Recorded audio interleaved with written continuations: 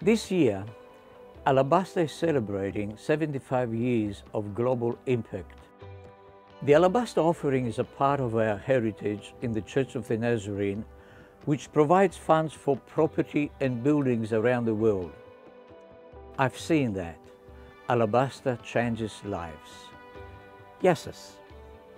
I'm Steve Kasambalis, and I'm the pastor of Mount Waverley Greek Church of the Nazarene here in Melbourne.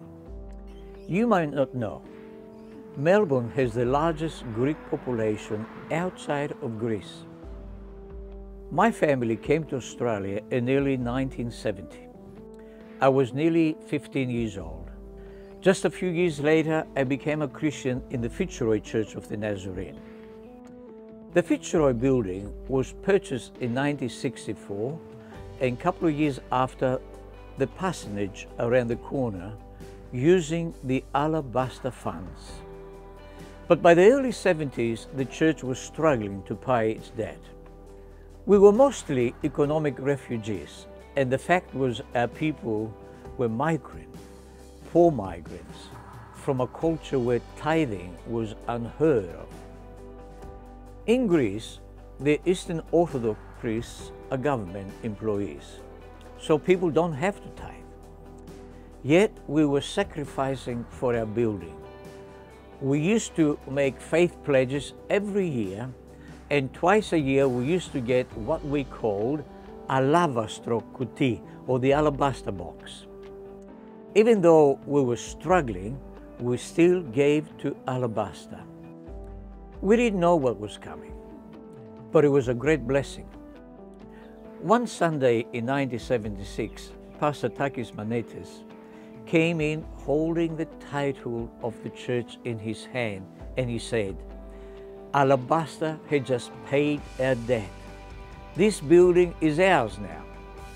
A generous donation to Alabaster halfway across the world meant that our church no longer was in debt. Thank God for Alabaster. The Fitzroy building is still there. It's an arts center now. Nearly 40 years ago, we sold the property and moved here to Thornbury, and Fitzroy became Thornbury Church of the Nazarene. After 60 years, we still feel the impact of the Alabaster. Not just the buildings, but the people.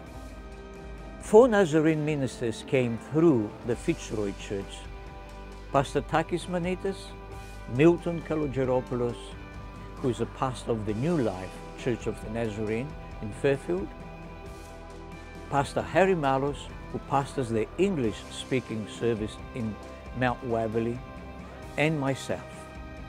Thousands of people have been impacted by the ministry of these pastors, who were called and equipped in that first church purchased with the Alabaster funds. Because I've seen its impact, I believe that every Nazarene church should participate in Alabaster giving.